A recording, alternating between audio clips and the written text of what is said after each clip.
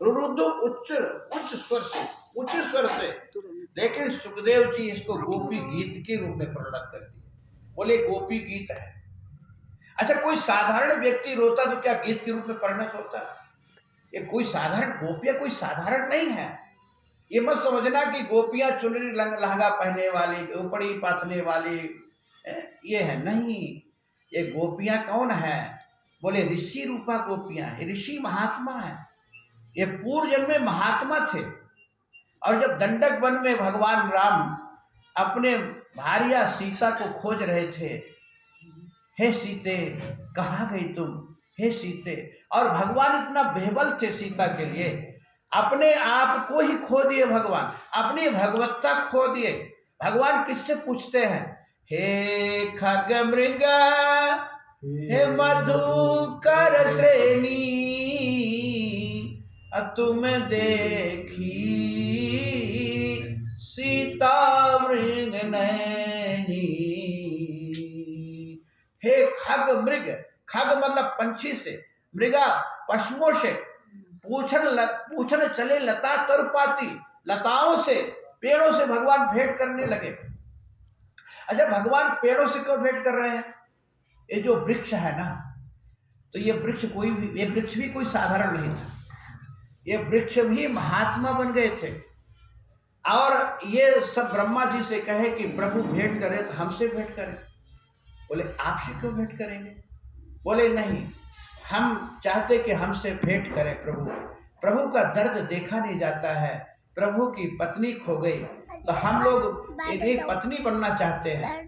भगवान कहे नहीं, मैं मर्यादा पुरुषोत्तम राम हूं, एक मैं पत्नी व्रत हूं। हम तो केवल इस रामावतार में केवल एक सीता ही मेरी पत्नी रहेगी। ब्रह्मा जी के सब आपसे भेंट करना चाहते हैं, तो भगवान कहे कि इनको हम सबको गोपियां बना देंगे द्वापर में, और जितने भी आएंगे सबको हम पत्नी बना लेंगे, लेकिन इस युग में नहीं। अब भगवान कृष्ण कितनी पत्नी थी? 16,108। अब बताओ, लेकिन भगवान के त्रेता में नहीं, एक ही रहे। तो भगवान ब्रह्मा जी कहे कि नहीं मान रहे महात्मा, तो ब्रह्मा भगवान कहे कि फिर इनको वृक्ष बना दो। तो ये सब महात्मा वृक्ष बन गए, और भगवान इनकी इसी जन्म में पूर्ति करे, भेंट करने लगे। तो ये वृक्ष भी कोई साधारण नहीं है, ऋषि मुनि ही वृक्ष बन के खड़े हो गए और भगवान भेंट करने लगे।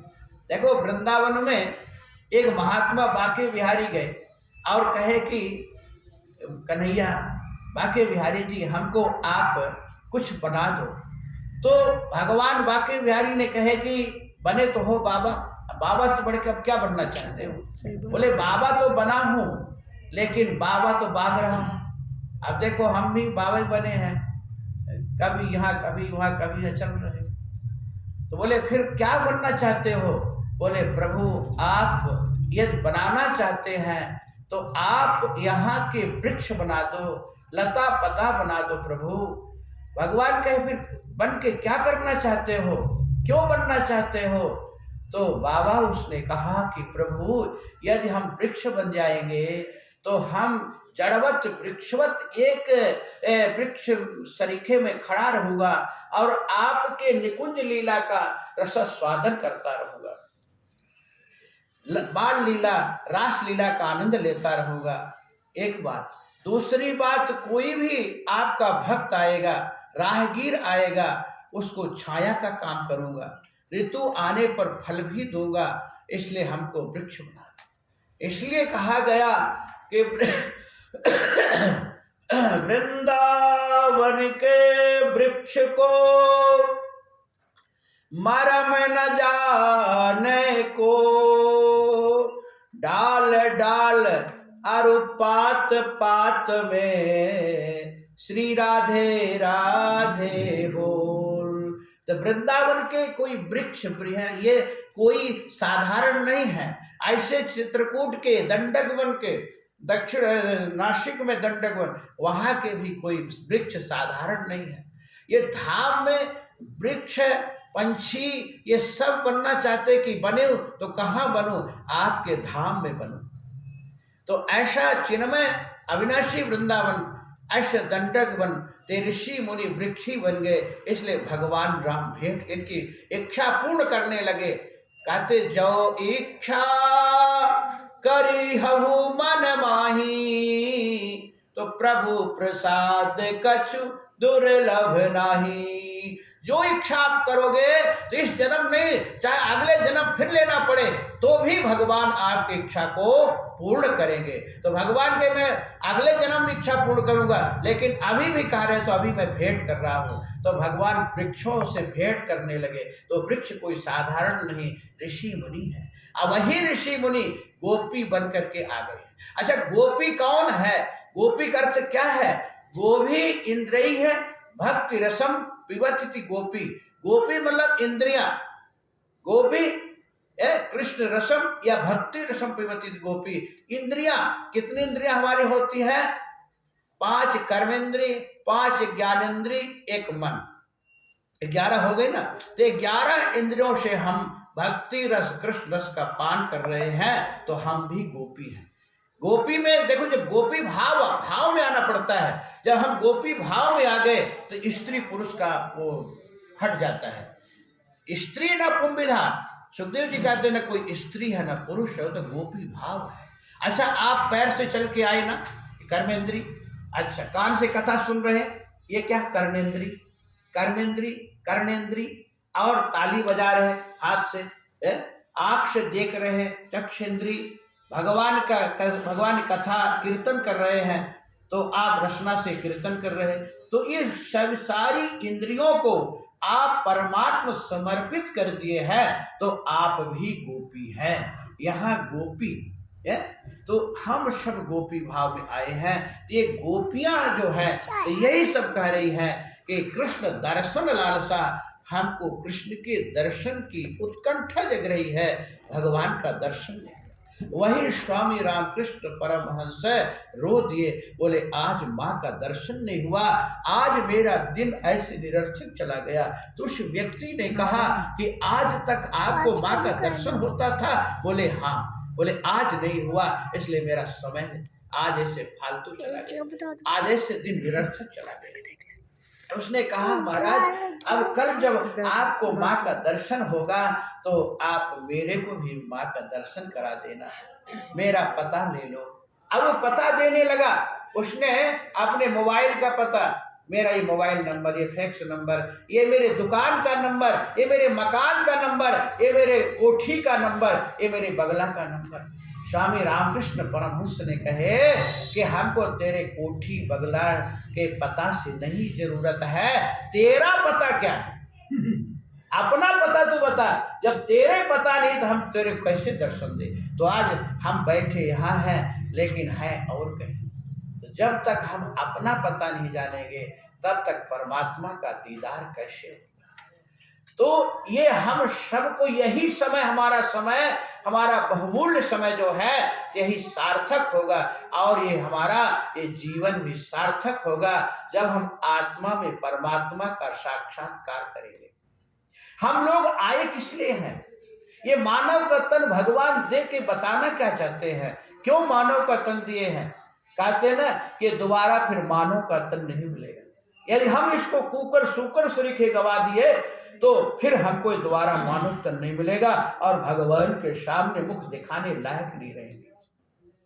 भगवान कहते, रे मानव, मैं तुझे मानव का तन दिया, मानव हीरा दिया, और तूने गवाया तो मैं क्या करूं? ये मानव का तन, ये हीरा है। अब जैसे एक गधा चराने वाला जो गधा रखता है, तो वो एक चमकता हुआ हीरा उसको मिला चलते चलते। अब वो हीरा को समझ नहीं पाए कि हीरा है, वो तो खाली साधारण पत्थर ही समझा, और वो अपने गधा के गले में माला सरीखे पहना दिया। और वो हीरे के चमक से, अंधेरा है तो प्रकाश दे रहा और चल रहा। जैसे आजकल, पहले तो टार्च लेकर के रात में चलते थे, मसाल लेकर के। अब तो मोबाइल में सब कुछ है, टार्च भी है, सब कुछ है। तो अब तो शहरों में तो जरूरत इसकी भी नहीं है, लाइट है हमेशा। तो गाँवों में टार्च मसाल लेके चलते थे, अंधेरे में रात्रि में चलना हो। तो वो रात्रि में चल रहा था, तो वो सोचा चलो कोई बात नहीं, टार्च का काम तो कर रहा, प्रकाश दे रहा। लेकिन एक जौहरी देखा, जौहरी मतलब जिसको हीरे के परख है, उसको पता। सोने के परख जौहरी जो अंगूठी बनाता है, पिछुआ बनाता है, कई आइटम बनते सोने के चांदी के, तो उसको पता है। तो उसने कहा देखो ये गधे के गले में लटका है हीरा। वो समझ गया कि इसको पता नहीं है। तो उसने कहा भाई ये जो गधे के गले में ये पत्थर लटकाया है, तो ये पत्थर हमको दो। बोले ले लो भाई। दूसरा पत्थर लटका दे। तो कहा अच्छा कितने में दोगे? अरे कहा पत्थर कोई कीमत है, ले लो इसे। बोले नहीं नहीं ऐसा नहीं लेंगे। अच्छा तो कितना? अच्छा 2 आना में। पहले आना चलता था, कहा भाई दे चलो कोई बात 2 आना में दे दो। अब 2 आना निकाल के दिया, और वो जैसे हीरा को लिया उसके हाथ से सटक गया और हीरा 2 टुकड़े में हो गया। उसने कहा क्यों भाई हीरा, जब तक तू गधे के गले में लटके थे तो नहीं टूटे फूटे, नहीं गिरे, और हमारे हाथ में आते ही क्यों 2 टुकड़े हो गए? तो हीरा ने कहा कि वो गधे के हम लटके थे गले में, एक तो गधा चराने वाला वो भी गधा ही था, और जिसके गले में बांधा तो गधा ही है। तब वो जब जिसका गधा उसको नहीं पता तो गधा क्या पता होगा, लेकिन उससे महागधा तू निकला जो हमको 2 आना में आके लिया। हमारी कीमत कितने में लगाया? 2 आने, 2 टके में। तो आज हम लोगों की यही दशा है, जिस मानव के तन को हीरा को नहीं समझा, तो वही हम भी 2 आने 2 टके के लिए 2 टके में हम चले गए सब। ये संत महापुरुष महान मनीषी ये संत बैठे हैं, हम तो ऐसे ये संत बताते हैं, संत सदा उपदेश बतावत है। ये सब हम संत मनीषी के चरणों में बैठे और यही उपदेश ग्रहण करें, ये मानव का जीवन बड़े भाग्य से मिलता है। भगवान कहते सब ते अधिक मनुज मोहि भाए, हमको सबसे ज्यादा मनुज प्रिय है। सब मम प्रिय मम उपजाए, और सब ते अधिक मनुज मोहि भाए। भगवान कहते हैं हम सबकी सृष्टि किया, हमसे सब हुए हैं, लेकिन हमको सब प्राणियों में, सब योनियों में मनुष्य योनि श्रेष्ठ है। मनुज हमको बहुत प्रिय है। क्यों? क्योंकि मनुज ही हमारा अपना कल्याण कर सकता है, अपना आत्म उद्धार कर सकता है, चौरसिया काट सकता है, बाहर बार भवसागर में आने जाने का क्रम ये मिटा देता है। इसी को अद्वैत मत के परक आदि गुरु शंकराचार्य जी भी कह रहे हैं कि पुनरप जनन पुनरप मरण पुनरप जननी जठरे शयनम भज गोविंदम भज गोविंदम गोविंदम भज मूढ़मते। देखो गोविंद का भजन करो। क्या कह रहे हैं?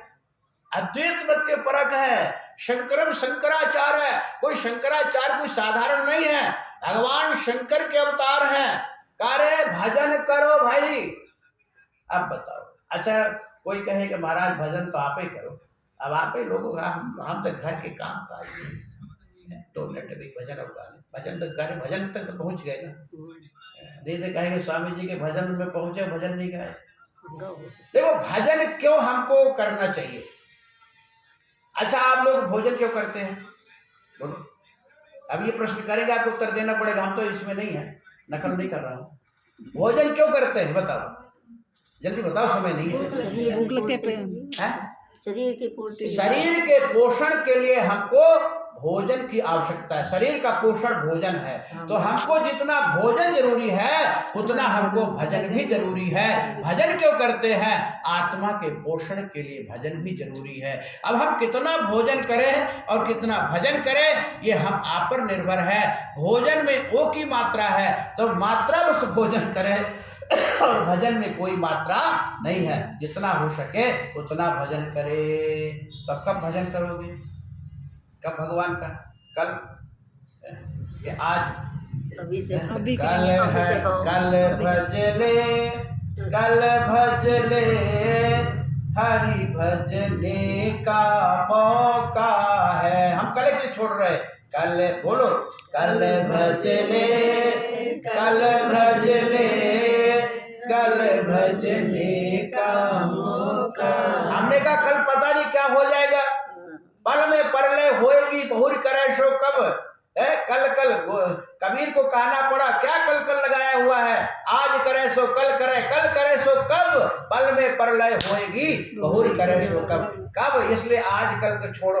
देखो अच्छे कर्म, अच्छे शुभ विचार आपके अंदर आए तो तुरंत कर बैठो, कल के लिए छोड़ो। और मान लो आपके अंदर पाप करने की वृत्ति आ गई, किसी को मारना काटना सताना के लिए आ गई बात, तो कल के लिए छोड़ दो। कल पता नहीं कैसे फिर मन सही हो जाए, भाव बदल जाए।